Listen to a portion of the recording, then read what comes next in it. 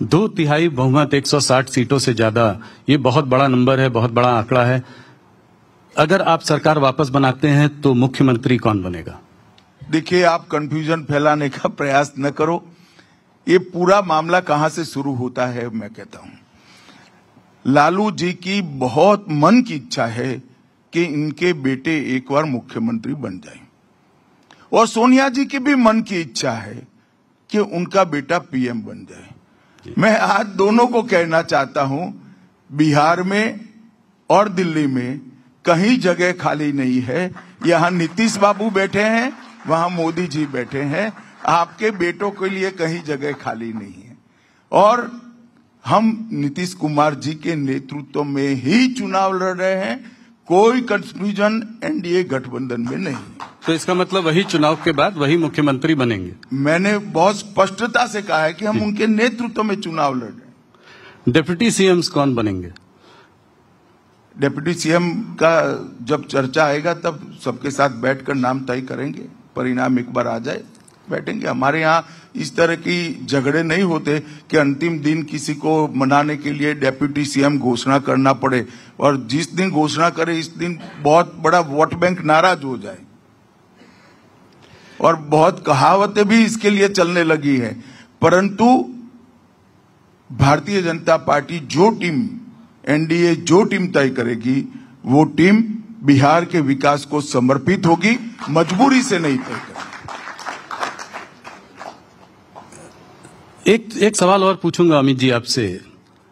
Opposition भी बार बार इसको उठाता है, और वो है नीतीश जी की हेल्थ की कंसर्न्स, कि उनकी हेल्थ ठीक नहीं है, इस तरह की बातें वो बहुत जोरों से, आज कल भी तेजस्वी जी ने कुछ कहा कि चाचा जो है हमारे ठीक नहीं है। तो इसको आप कैसे देखते हैं? क्या आपको लगता है कि जिस तरह से वो इस तरह की बातें कर रहे हैं, क्या एक सिंपैथी फैक्टर भी इस चुनाव में दिखाई दे रहा है आपको नीतीश जी के फेवर में? देखिए, जहां तक हेल्थ का सवाल है, नीतीश जी मेरे हिसाब से, मेरी जानकारी के हिसाब से रोज 4 सभा कर रहे हैं, सबके बीच में जा रहे हैं। 4 सभा करती है तो मैं भी करता हूँ। 3 मंजिला ऊपर चढ़ना पड़ता है, उतरना पड़ता है जी, और कम से कम 2.5 किलोमीटर 3 किलोमीटर चलोगे तब 4 सभा कर पाओगे। कहाँ हेल्थ का सवाल है? और लालू राबड़ी के हर सवाल का जवाब नीतीश जी दे रहे हैं, परंतु वो भ्रांति खड़ी कर एक छवि खड़ी कर इससे बाहर निकलना चाहते हैं। महागठबंधन में सीट शेयरिंग को लेकर काफी दिनों तक जो है लड़ाई झगड़ा चलता रहा। बहुत देर बाद वो लोग जाकर किसी कंक्लूजन पर आ पाए।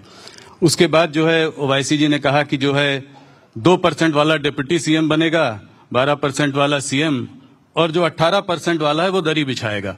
तो क्या इसको आप कैसे इसको देखते हैं इनके?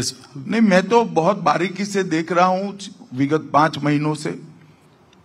इनके गठबंधन के अंदर कोई मनमेल नहीं है, मजबूरी से बना हुआ गठबंधन है।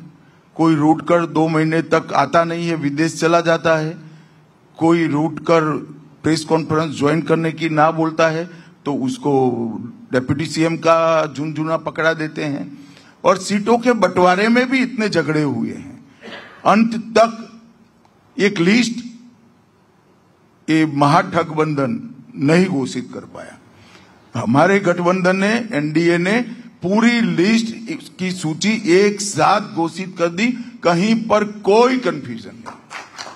हम एक मुश्त होकर 5 पार्टियां 5 पांडव की तरह लड़ रही हैं, और सामने इतना बड़ा बिखराव है कि जिसकी कल्पना ही नहीं हो सकती। ये एक जमाने में इंदिरा जी विपक्ष के गठबंधन के लिए कहती थी, इस संतरे जैसा गठबंधन है, चुनाव का छिलका निकलते ही सारी कलियां अलग अलग हो जाएगी और ये बिखर कर टूट जाएगी।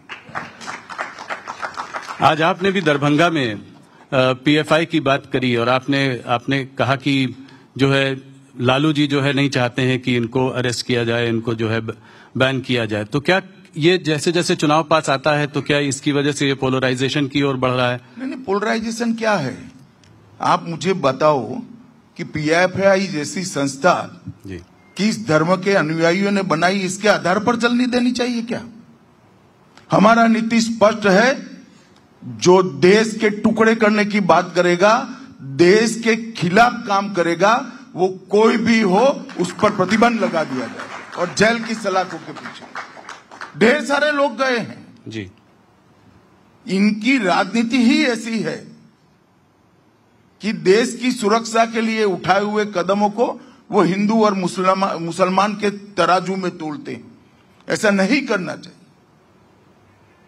देश की सुरक्षा किसी धर्म के साथ जोड़कर देखना ही अपने आप में एक बड़ा गुनाह है।